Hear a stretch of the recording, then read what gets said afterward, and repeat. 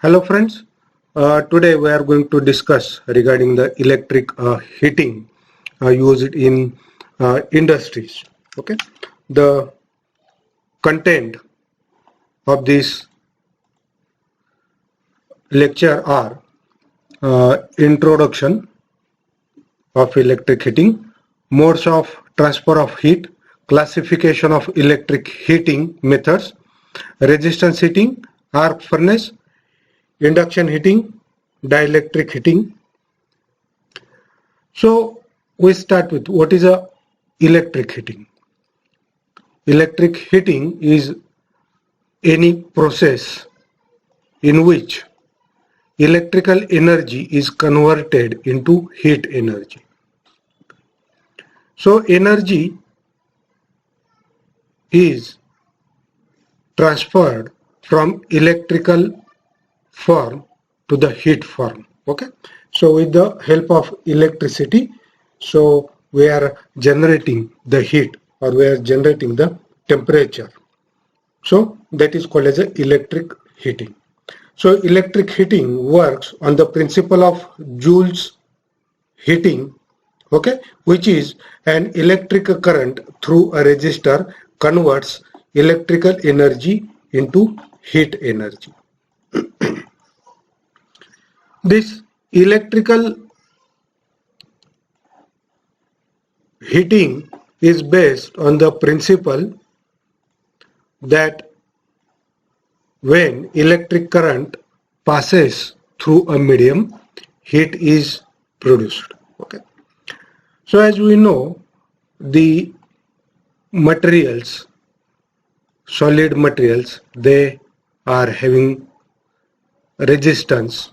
Okay, so based on the type of material, the value of resistance it may vary, but these material they are having resistance and current flowing through it is suppose I ampere for t seconds or for t time period. Then the heat produced in the material will be H is equal to I square RT joules. Okay, so this is the Joule's law. According to this joules, the electric heating is generated.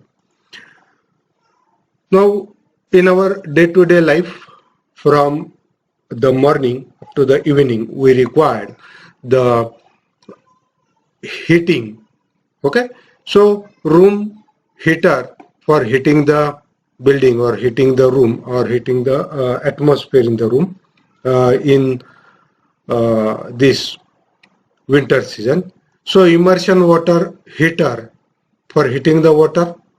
Similarly, geysers, in the morning we required to take the bath with hot water. Then hot plate is required for cooking purpose.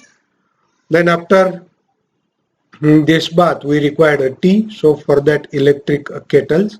Then we need the press cloths for the office purpose, electric iron.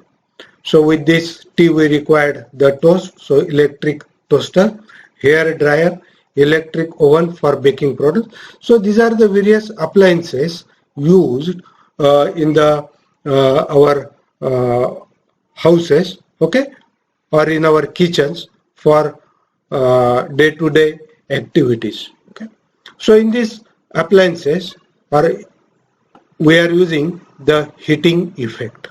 Okay. So next, industrial applications.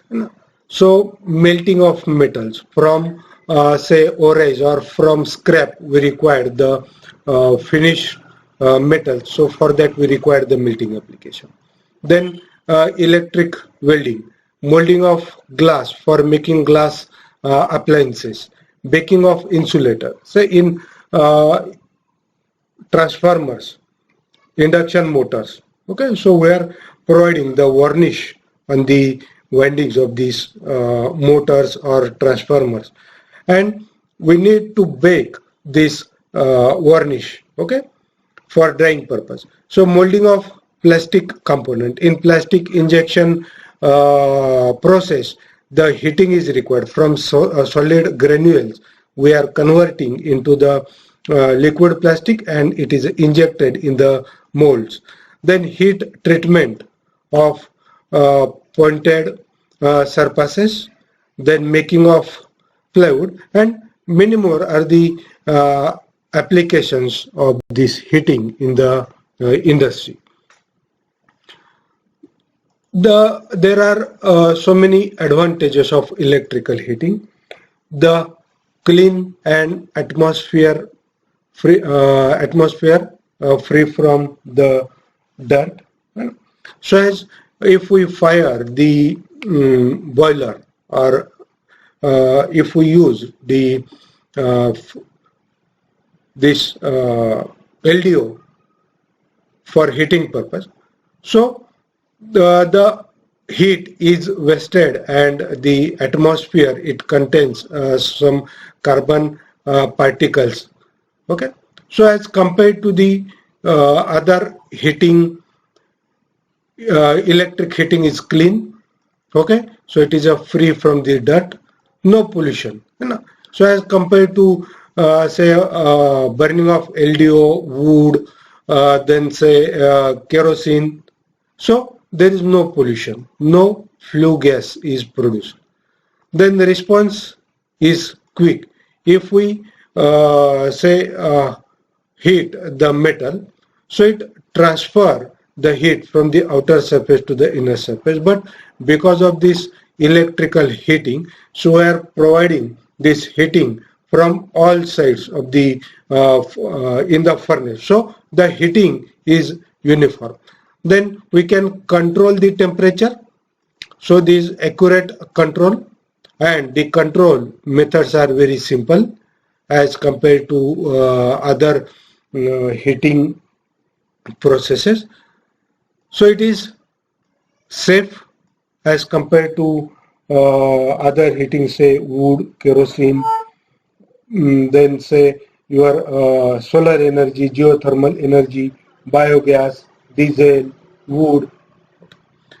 Then localized heating applications, they are possible. Say with the help of induction heating, so we can only heat the particular portion of the job. The overall efficiency is much higher.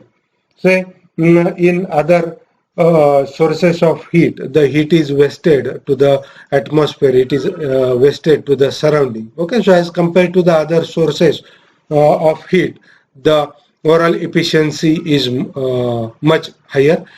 Uniform heating, highest efficiency of utilization, and the construction of furnaces are cheap as compared to the diesel furnaces or the boilers. Then mobility of job, so we can shift these furnaces from one place to another place. So these are the advantages of electrical heating.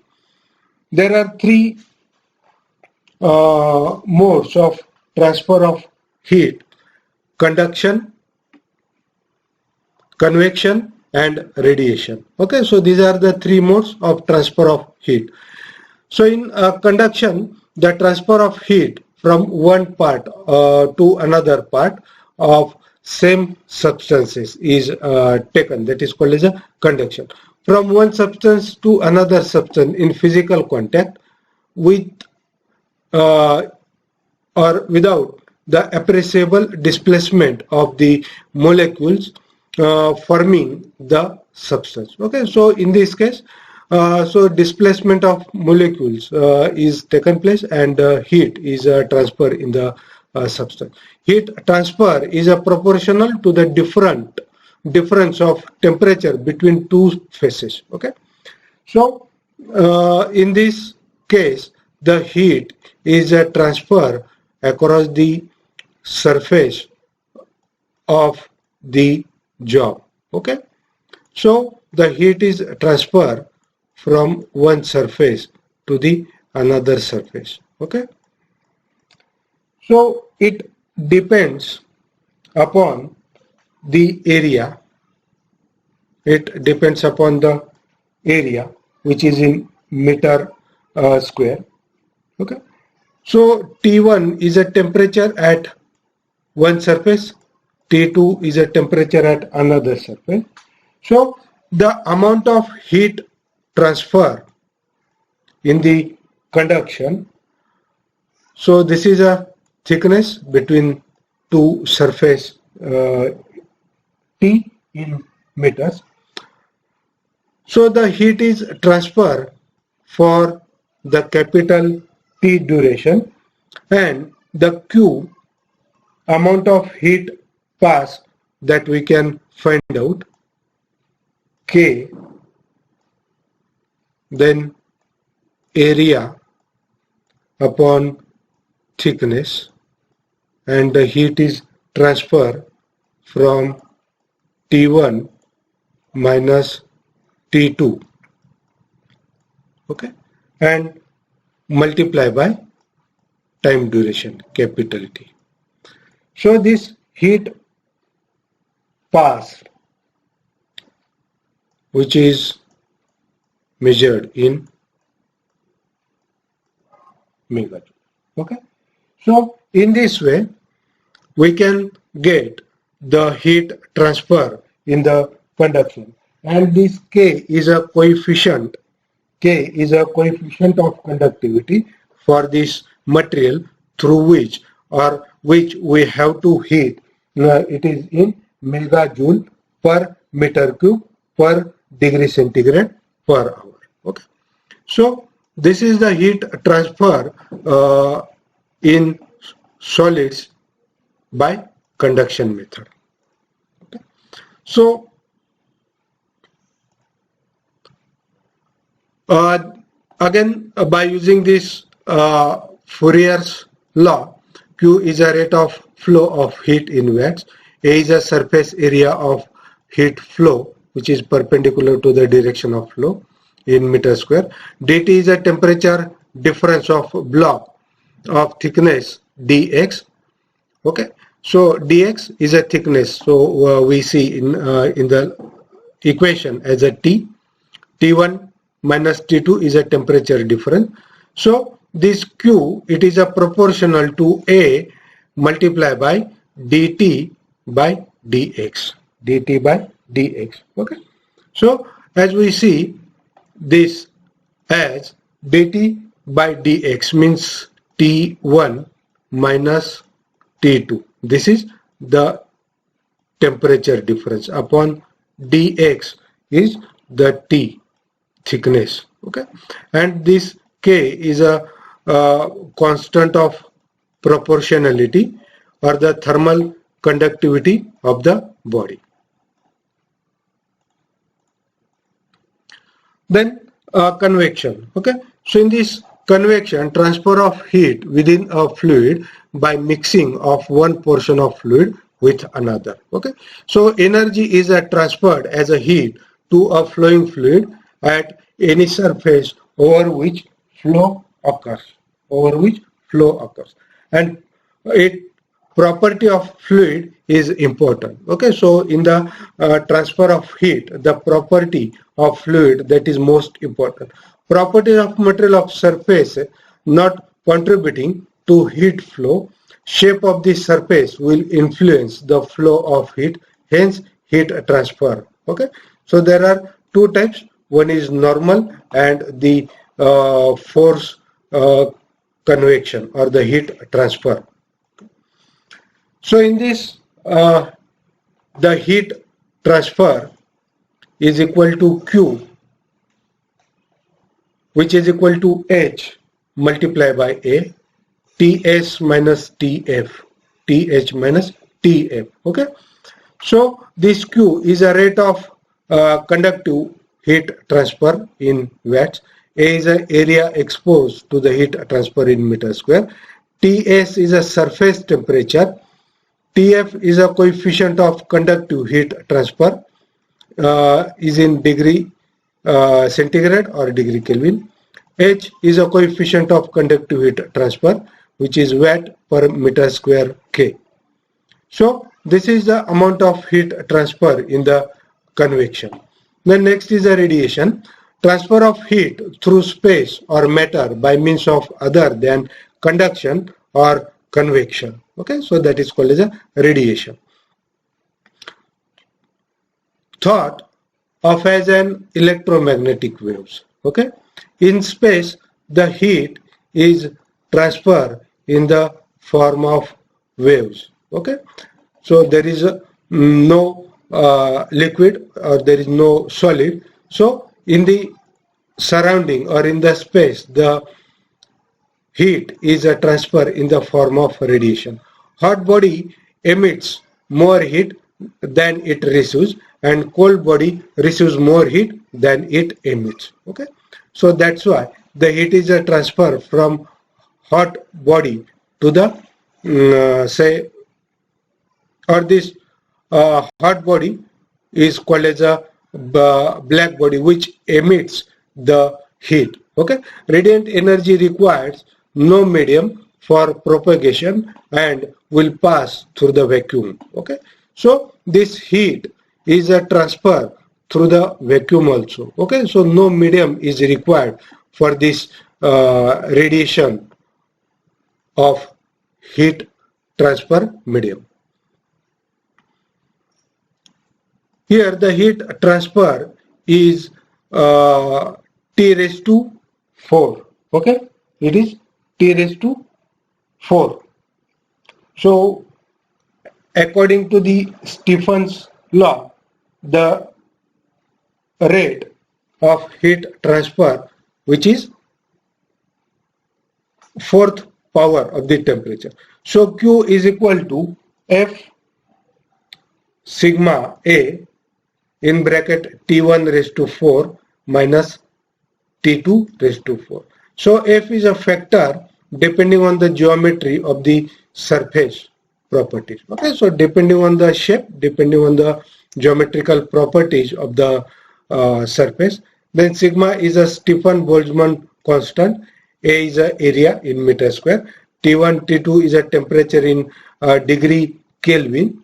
Okay, so in this way, the heat transfer Q is equal to F sigma A T1 raised to 4 minus T2 raised to 4 in the radiation. Now we'll discuss the classification of electric heating. Okay, so electric heating basically classified as first power frequency, so 50 Hertz or 60 Hertz, and high frequency heating. Okay, so these are the two main types of the electrical heating: power frequency and high frequency heating. So in power frequency heating, the resistance heating, so where the supply is given at the power frequency. Okay, then arc heating, these are the two types of power frequency heating. In resistance heating, again direct resistance heating, indirect resistance heating. In arc, direct arc and indirect arc. Okay, means power frequency, there are two types: resistance heating, arc heating. Again, this resistance and arc heating, they are classified as direct and indirect. Okay, so in high frequency there are two types. One is induction heating. Okay, so which is used for the metal, and for non-conducting materials, dielectric heating. Okay, so induction heating, again it is classified as direct core and coreless. Based on the construction of the furnace, they are classified as direct core and coreless. So this is the classification of electric heating. So here we can see in the form of chart: electric heating, power frequency, high frequency. Power frequency 50 Hertz or 60 Hertz, high frequency from 5 kilohertz to 500 kilohertz. Then microwave heating 0.3 gigahertz to plus minus 300 gigahertz. This power frequency resistance heating, arc heating. Again, in resistance and arc there are two types: direct and indirect. So in this high frequency, induction heating, dielectric heating. Okay, then infrared or radiant heating.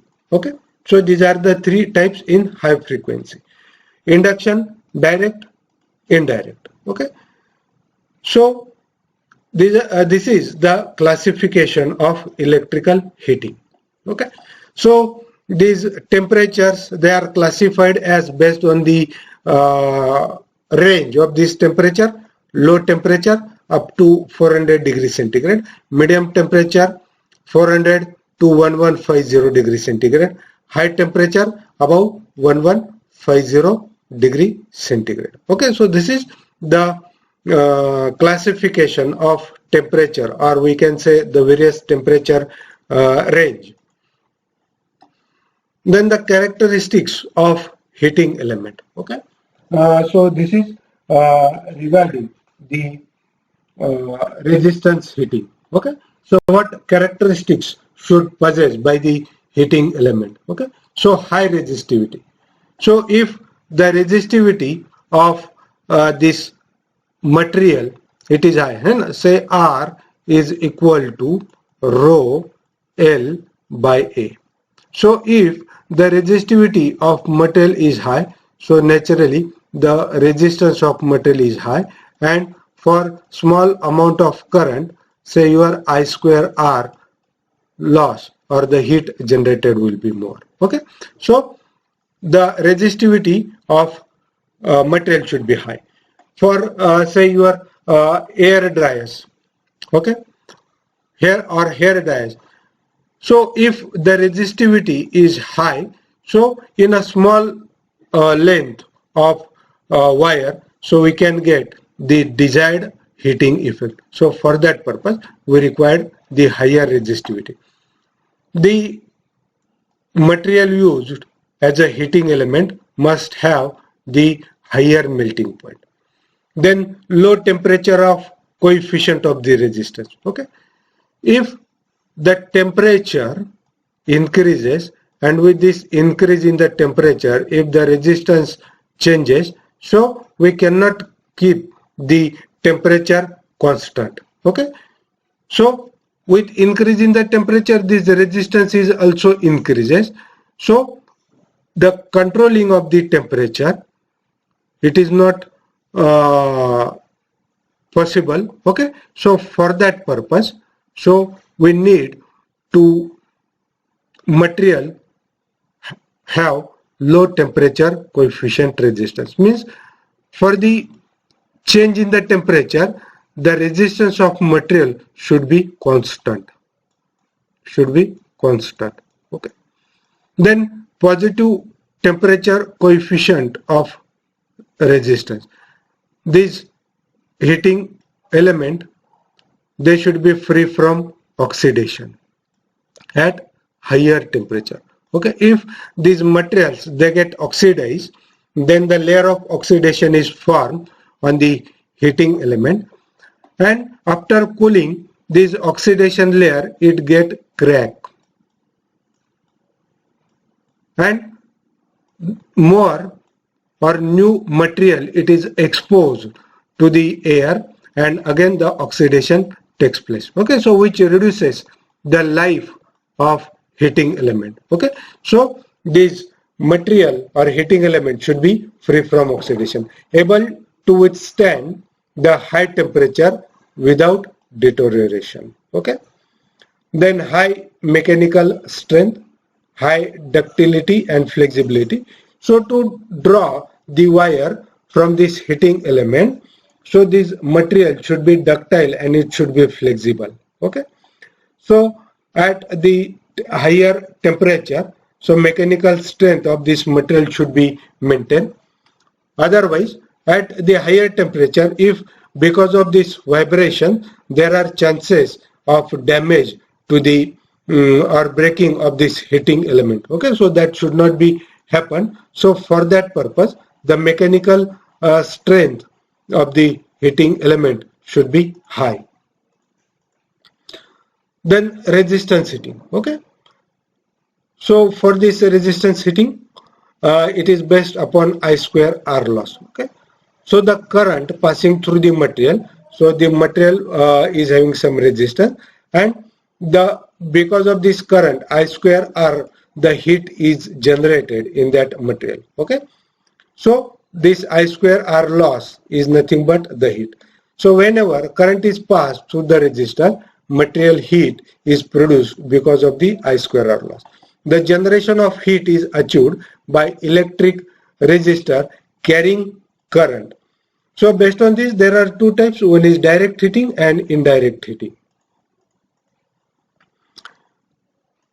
So in direct resistance heating, the current actually passing through this electrode, through this charge. Okay, so charge is nothing but the material in which we have to generate the heat. That material, it is called as a charge. So through this electrode, the current is passing through this charge and through the another electrode. Okay, so this charge which is having resistance, okay, high resistance,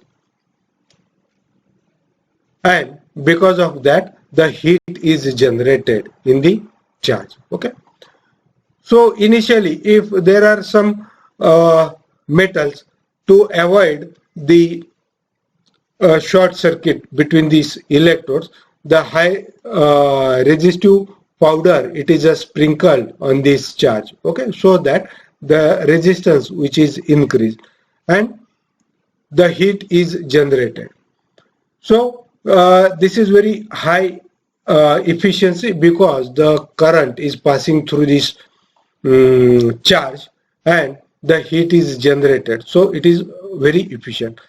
The mode of heat transfer is a conduction which is used. Okay, so example, electrode boiler for heating of water. Okay, so these two electrodes, they are placed, and between these two electrodes the current, it is flowing through this water. So the heat is transferred through the water. And another example is a resistance welding. Okay, so these are the applications of direct resistance heating. Indirect resistance heating, so in this case the current is passed through the highly resistive material, or that is called as a heating element. Okay, and here this is a heating element. This heating element is placed in a metallic tube which is filled with the silicon powder to avoid the short circuit between the heating element and the metallic tube. First thing. Second, to there should be a uniform heat circulation. That purpose is also solved by this silicon powder. Okay, so this heat produced due to I square R loss in the element is transmitted to the body. Okay, so this heat generated, it is transmitted to this body of this heating element or the heating tube. Okay, and with the help of conduction or convection or the radiation, that heat is transferred to the surroundings. Okay, or it is transferred to the charge. Okay. So room heaters, domestic and commercial cooking, heat treatment of metal in the industry. So these are the examples of indirect heating. So causes of failure of this heating element. Okay, so formation of hotspots, on the heating element, then oxidation, corrosion, and the mechanical failure. So if this heating element, so this is in the form of coil, and if the uniform placement is not there, so the heat radiated from this coil, it is not uniform, and the heat is transferred to the heating element. So at this compressed coil, so these hot spots, they are formed. First thing. Second, these coils, they are supported by these ceramic walls. Okay, so at this support, the heat is not radiated. So at this support, the hotspots, they are formed. And because of this hotspot, there are chances of damage to the heating element. Okay. So because of the unequal spacing, then the shielding of the element by this support. Okay. So these hotspots, they are formed. Then next is the oxidation. Okay. If this heating element, it is get oxidized at the higher temperature. Okay. So the layer, continuous and tenacious layer is formed over the surface of this heating element. Okay. And when this heating element is cooled, because there is a heating and cooling cycles, they are taking place in the furnaces. Okay. And when the cooling is take place, so this tenacious or this continuous layer, it get cracked. Okay.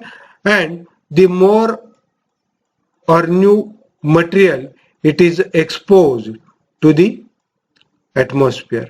Again, when the heating is take place, so this new heating or this new material, it is get oxidized. So in this way, the cross-sectional area of this heating element, it is decreases. Okay. Again, see, R is equal to rho L by A. Okay. So as this area is decreases, so the resistance, it is increases. And this is also one reason to generate the hotspot. Okay. So oxidation, then corrosion. So in this furnace, in the industry, when we are doing the machining, we are using the various coolants, we are using the various lubricants in the industry. Okay.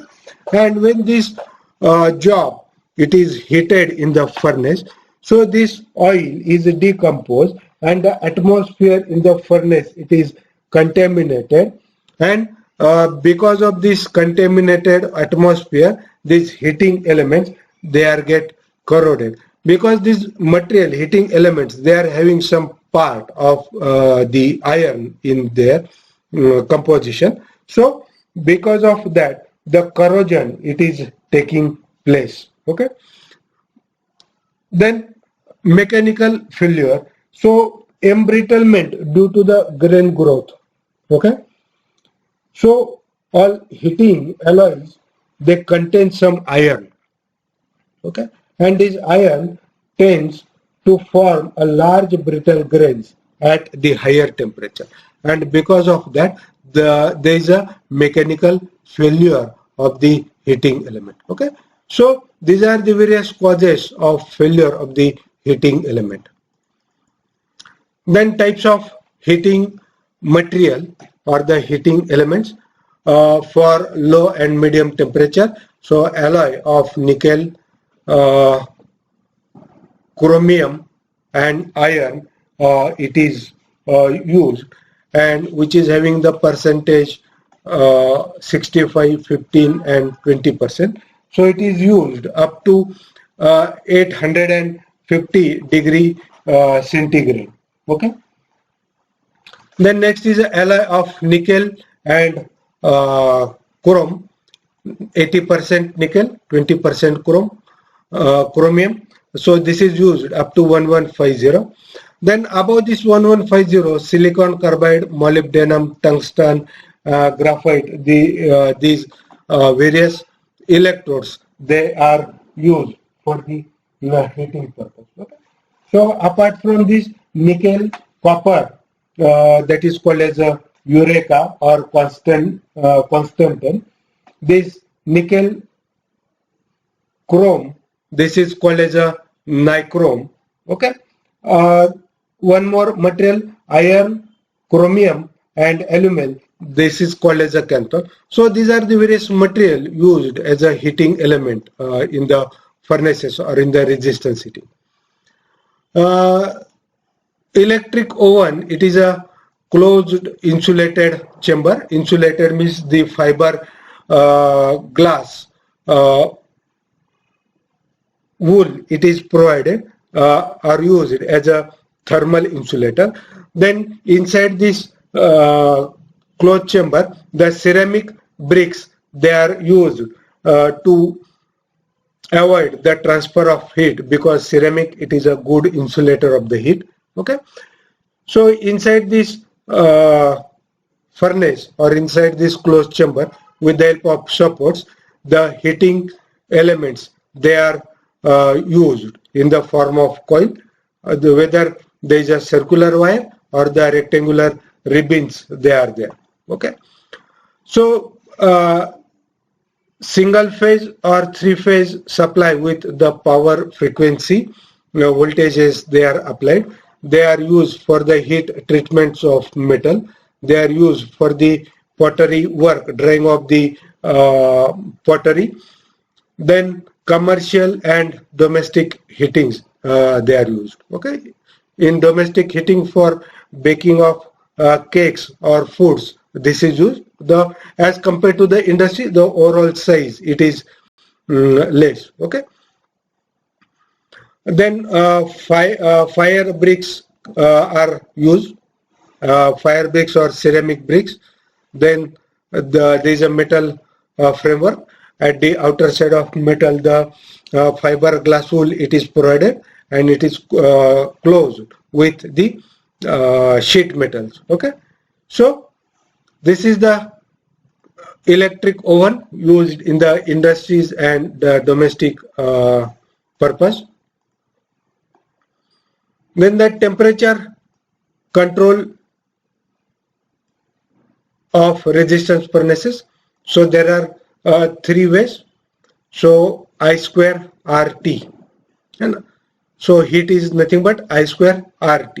Okay, so here I square RT means we can change the time, we can change the resistance, and here we can change the current. Okay, so that current, it depends upon the value of resistance. So I is equal to V by R. So by changing the voltage, okay, by changing the voltage, we can change the current, or we can control the current through this heating element. Okay, so voltage, time and resistance. Okay, for voltage, so we can use the tapped transformer, or we can use a series resistance depending on the type of oven. Okay, so in this we can drop the voltage in this resistance. Okay, in time we can turn on or we can turn off the supply for this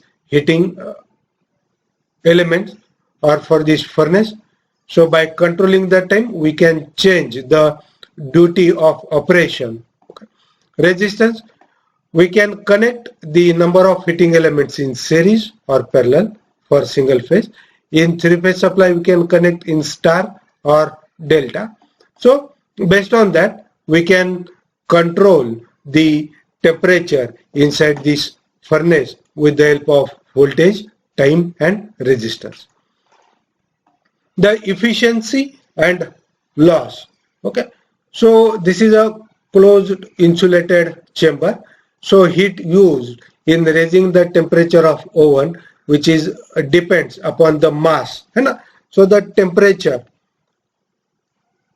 for which material we have to raise the temperature. So the mass of that temperature, the specific heat of that mass, and the delta T, temperature from the heating element, and the temperature of this mass. Okay, from which level T1 to T2 we have to increase the temperature. So mass multiplied by specific heat multiplied by delta T. So heat used in raising the temperature of container or carrier, heat conducted through the walls, escapement of heat due to the opening of the door. So all these parameters, they are considered for calculating the efficiency. Okay, and this efficiency is equal to output upon input. Input is nothing but the heat required to raise the temperature of charge to the required value. Okay, so this is A, this is output, plus output means this heat required to raise the temperature of charge plus losses. Okay, so in this way we can find out the efficiency. For this furnaces, the efficiency lies between 60 to 80%. So application of resistance heating, they are used in the heaters, hair dryers, toasters for home applications. Then the electric furnaces in the industry, welding, brazing of metal rods or plates. Okay, so these are the various applications of resistance heating. Then we shift to the induction heating. Okay, so like the transformer, which is having the primary winding and the secondary winding. So these windings, they are linked with the iron core, and the primary winding, when it is energized from the supply side, so the flux they are generated, and this flux they are linked with the secondary winding, and because of this linkage of flux in the secondary winding, so EMF is induced in the secondary winding, and this secondary winding, it is having the closed loop. So because of this closed loop, the current I is circulated through this closed circuit because of this induced EMF in the secondary winding. Okay, so the same principle it is used in the induction heating. Okay, so it makes the use of current induced by the electromagnetic action in the charge to be heated. Okay, so here instead of this load, the charge it is used. Okay, and this current it is circulating through this charge. Okay, and because of this current through this charge, the electromagnetic action is taken in this place and the charges get heated. Okay, so magnetic material can be easily treated due to the high permeability. Okay, and due to high permeability, non-magnetic materials, they are not get heated here. Okay, so this induction type heating is used only for the magnetic material. Okay, or it is used only for the metals, and because of this high permeability of the insulating material or the non-magnetic material, it is not possible to use this induction heating for the insulators. Okay, for the insulator. So generally it is used for the metals which are having these magnetic material properties. Okay, so for non-magnetic, heat is generated due to the eddy current loss. Okay, so in this way we can use this induction heating based on this transformer application. Okay, or the transformer principle. There are two types of induction furnace: core type and coreless. Okay, again in core type there is a direct, vertical and indirect heating. So direct core type induction furnace, so here the charge forms the secondary of the transformer and magnetically coupled to the primary windings of the iron core. Okay, so in this direct core type, so this is the iron core. Sorry, and on this, on one core. So supply, it is given to the winding, and at the other side, so there is a crucible, V-shaped crucible, okay, which is in circular in shape. So this is surrounded on the another core, okay. So here the core, iron core, it is placed. So that's why it is called as a direct core, okay. So here the rapid and clean and accurate heat control is there, okay. Here the current is generated in this charge, so the greater uniformity of charge or homogeneous charge is developed in this vertical or V-shaped crucible, okay. So what are the drawbacks? High leakage reactance. Because of this odd shape of this crucible, so leakage flux they are generated in this part, and because of this leakage reactance, the power factor of this system is low, okay. So here it is used for the low frequency, okay. If the frequency is increased, because of this high frequency, the pinching effect is generated in the molten metal, okay. And because of this pinching effect, okay, so this material is get contracted and expanded, okay. So to avoid this, the frequency, low frequency it is used, okay. So odd shape crucible, so it is inconvenient for the handling or for tilting of this furnace, okay. So pinching effect is there. So secondary circuit needs the closed path, okay. So as we pour the scrap for the melting purpose, so it is not form a continuous ring. So to form a continuous ring, so we need some small molten metal in this V-shaped crucible, okay, and it should be in the molten metal, so that we need to apply the supply to this furnace, okay.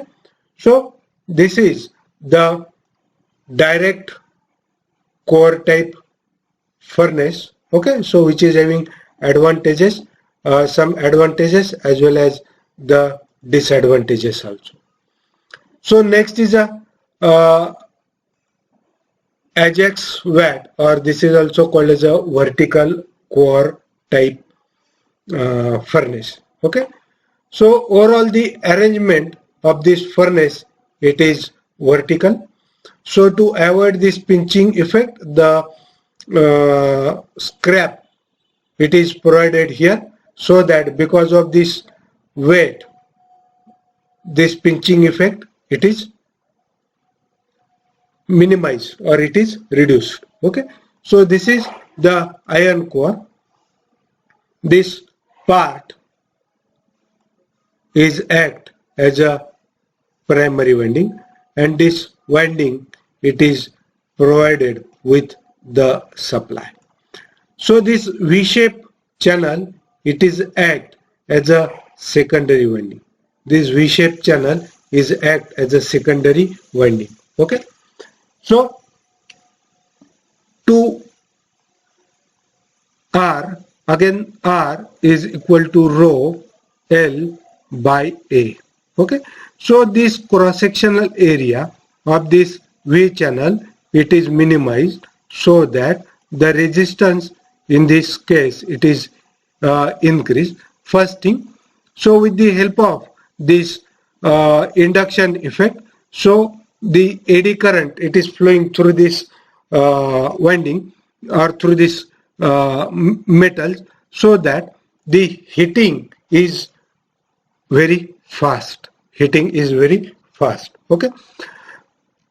So because of this pinching effect, so there is a solid or weight is there of this molten metal or this scrap, so there is a circulation is there, okay. Circulation is there. When this molten metal, it is get melted, so it moves in the vertical direction. So siphon action it is taken place. Okay, so this is the door for charging of this furnace. So this is a tap or spout to take out this molten metal. So this furnace is of heavy steel. Okay, so the outer portion it is made of the steel part. Okay, so it is made up of the steel structure, and inside portion it is made up of the lining of clay or the bronze mixture is there. Okay, so this dotted portion it is the clay or lining, okay, which is provided on this outer surface as well as on this primary winding. Okay, so this furnace it is suitable for this continuous operation. Okay, it is suitable for this continuous operation. The rating of this furnace in terms of wattage, it is 60 to 300 kilowatt. It is 60 to 300 kilowatt with the single phase supply. So this furnace it is used for the melting and refining of this non-ferrous material. Okay, so this is about the Ajax wet furnace. Then the advantages: consistent performance, simple control, accurate temperature control, uniform casting, reduce the metal losses, and reduction of the reject. Efficiency is high, low operation cost, improved production. Low operation cost means it is used for the continuous melting, so overall the operating cost it is reduced. High power factor 0.8 to 0.85 as compared to the core type furnace. No dirt, noise or fuel, absence of crucible, absence of combustion gases, no metal contamination. Okay, no molten metal contamination. Okay, so these are the advantages of the electric heating and this Ajax wet furnace. So indirect core furnace, so heat is transferred by the radiation. So the secondary is act as a metal container. Primary it is magnetically coupled by this iron core. So the temperature control without the external control equipment. Temperature range is between 400 degrees centigrade to 1000 degrees centigrade. Power factor is low, 0.8 power factor. So here this coil or this winding act as a primary winding. Okay, so this is the primary winding. So this part is a iron core, and this window it will act as a secondary winding. So where the molten metal or the scrap it is placed here. Okay, so this will act as a secondary winding. So this is the coreless furnace. The charge will act as a secondary winding. Okay,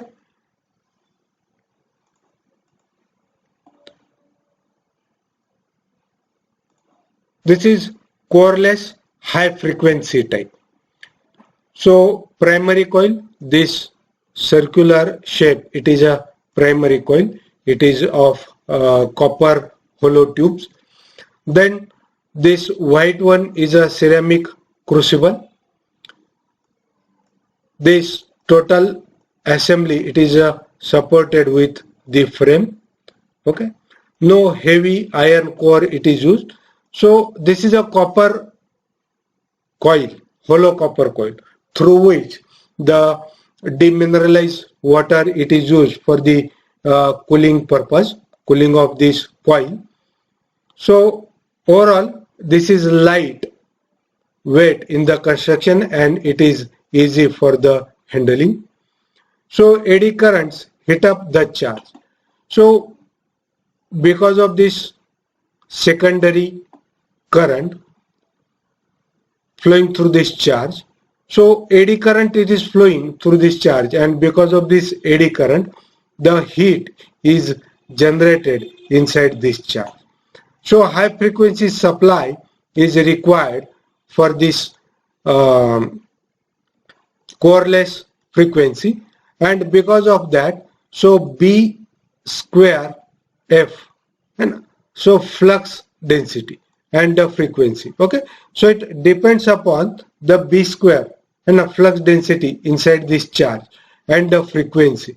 So it is a proportional, this power loss, it is a proportional to the square of frequency, and this because of this flux density, so there is a hysteresis loss in this charge. Okay, so there are two types. One is eddy current heating, and there is a say hysteresis heating is also taking place inside this charge. Okay, so high frequency increases the resistance of primary due to the skin effect. Okay, so increasing the copper loss. Here in this copper tube, the skin effect it is increased. So to minimize this skin effect, these copper tubes they are hollow. They are hollow. Okay, so this power factor lies between 0.1 to 0.3. So for that we need the static capacitors to improve the power factor of this furnace. Okay, so this is used for this production of steel, melting of non-ferrous metal, vacuum melting, melting in the controlled atmosphere, melting of precision casting, electronics industry, soldering, brazing, hardening and annealing of these sterilized instruments. Okay, so these are the applications of coreless frequency. Advantages: fast heating, low erection cost, low operating cost, intermittent operations are possible, smoke free, dirt, dust free, noise free, charging and pouring it is a simple, less melting time, precision control of power, possibility of employing vacuum, precision control of power. Here with the help of this inverter we can increase or decrease the frequency. So because of this power electronics switching devices, the control it is very accurate. So most suitable for production of high grade alloy steel, non contamination of charge, very accurate control of the composition. Okay. So this is about the electric heating. So thank you for patience listening.